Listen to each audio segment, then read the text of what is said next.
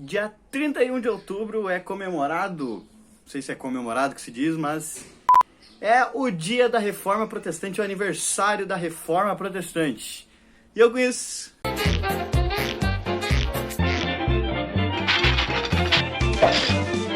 Fala, pessoas viventes desse planeta Terra, você que está aí do outro lado, está enxergando o meu rosto, que está ouvindo a minha voz, que está respirando esse oxigênio. Você é criado por Deus, querendo ou não, você aceitando ou não, se foi criado por Deus, está aqui.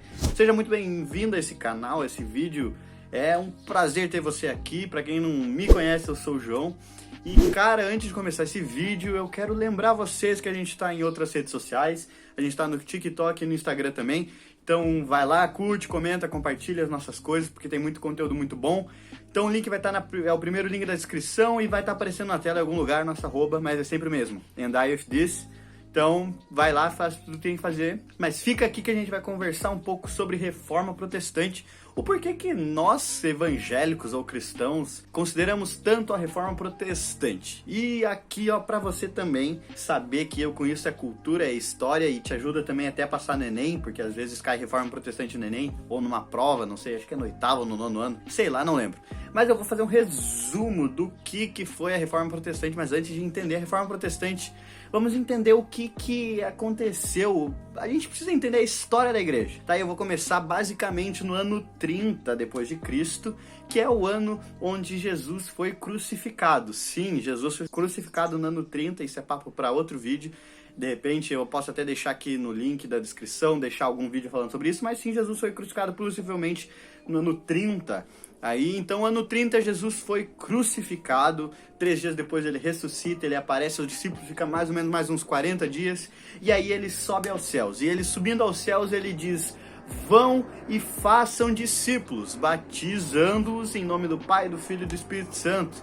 E um novo mandamento eu vos dou, amem uns aos outros assim como eu vos amei. E aí então Jesus sobe, e aí a igreja fica o quê? Pedro fica lá loucurado, porque Pedro recém é chamado para ser o pastor dessa igreja, e eles ficam aflitos, porque eles não sabem o que vai acontecer, até que no dia de Pentecostes desse mesmo ano, do ano 30, aí o Espírito Santo desce à terra, enche os cristãos, enche então a igreja local que existia, e aí Pedro começa a pregar e um monte de gente se converte, e aí começa então o que a gente chama de igreja primitiva. E aí mais ou menos entre o ano 33 e o ano 36, um cara muito importante conhece Jesus no caminho de Damasco. Ele mesmo, o seu Paulo. Sim, Paulo, a caminho de Damasco, Jesus vai de encontro a ele e Paulo conhece Jesus. E desde então ele começa a pregar o evangelho a todas as pessoas, de todas as raças, de todos os povos, e aí começa então as viagens missionárias de Paulo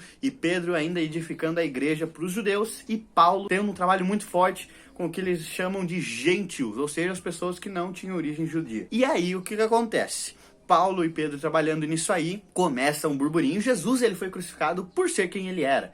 Os judeus da época não gostavam muito de Jesus, e aí assim que Jesus morreu, eles acharam, pronto, conseguimos vencer esse cara. Mas não, Jesus deixou uma igreja muito forte aqui. E aí isso começou a incomodar também o governo romano. E lá por volta do ano 64, no reinado de Nero, acontece uma das maiores catástrofes da história, um incêndio aí na cidade de Roma, e o seu imperador Nero bota a culpa nos cristãos. E aí então do ano 64 até o ano 313 acontece uma perseguição em massa a todos os cristãos.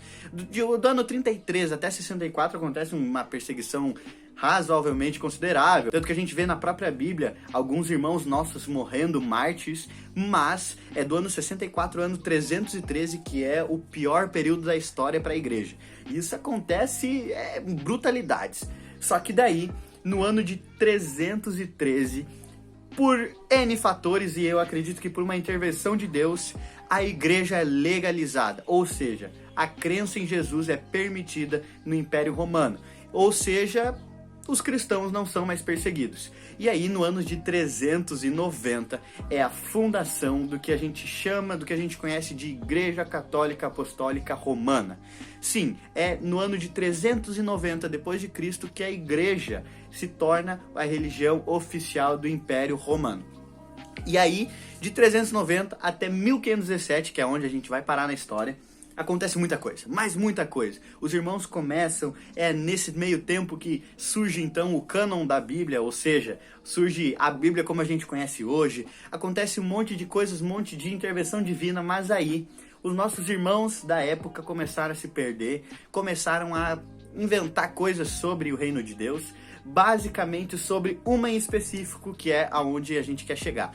Indulgência. Sim, pagar para conseguir perdão dos pecados, ou fazer algum tipo de promessa para se redimir dos pecados e tirar pessoas do purgatório com dinheiro e tudo mais. E aí começou a surgir um movimento de pessoas que começaram a questionar sobre isso. Do tipo assim, na Bíblia não está escrito sobre pagamento, não está escrito sobre purgatório, não está escrito sobre indulgência, não está escrito sobre nada disso. Será que a gente está errando? Será que está acontecendo alguma coisa que não devia acontecer? E aí, no ano de 1500 e bolinha, mais ou menos ali, no início do século XIV, acontece que um homem, à luz de velas, lê um versículo, que o justo vive pela fé. Sim, esse homem se chama Martinho Lutero. Ele era um padre, ele era um professor de teologia, e ele começou a refletir sobre isso. E aí, então, no ano de 1517, na sua igreja, ele prega o que a gente chama de as 95 teses. E um dos maiores pontos que ele questiona é sobre as próprias indulgências. E aí, então, é o que a gente chama, é o que a gente diz sobre o movimento protestante. Então, esse aniversário, 31 de outubro, é o dia em que, dia 31 de outubro de 1517, o Martinho Lutero prega as 95 teses protestando contra a Igreja Católica. Mas por que ele fez isso? Nós protestantes cristãos, acreditamos que, enviado por Deus, o Lutero começou a se perguntar por que a Igreja de Jesus não está sendo igreja, não está sendo Igreja de Jesus, está sendo um monte de coisa menos a Igreja de Jesus. E aí a ideia era simplesmente fazer com que os nossos irmãos começassem a enxergar. Porém, os irmãos não quiseram enxergar e aí aconteceu a separação. E aí que surgiu a Igreja Protestante, porque Lutero, os ensinamentos de Lutero foram dados seguimento e aí nós chegamos aqui. E o que hoje a Reforma Protestante interfere no nosso dia a dia? Você, talvez cristão, novo na fé, que aceitou Jesus faz pouco tempo, o que eu quero saber sobre Reforma Protestante?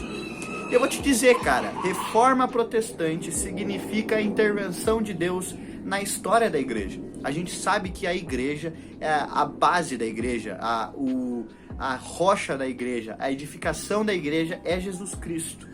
E uma igreja só serve se Jesus for o centro dela. E isso é o mais legal, porque infelizmente os nossos irmãos, eles tiveram um momento que eles saíram do caminho.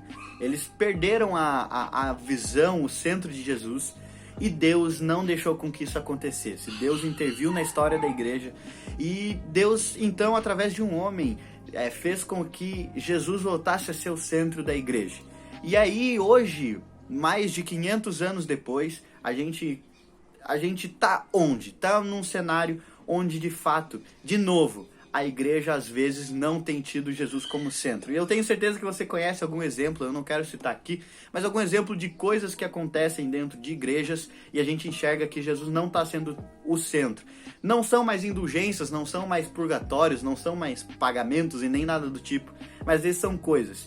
E coisas que não estão na Bíblia, coisas que não condizem com a nossa fé.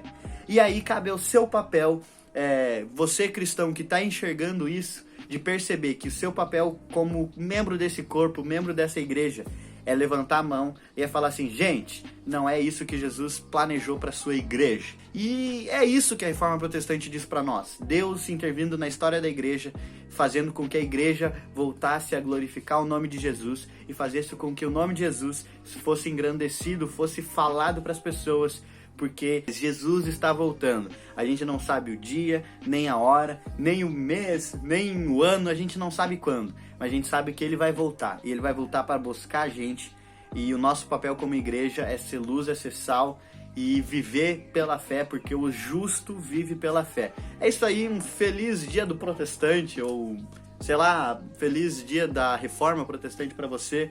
É isso aí, fica na paz. Tamo junto, irmão. Valeu, falou.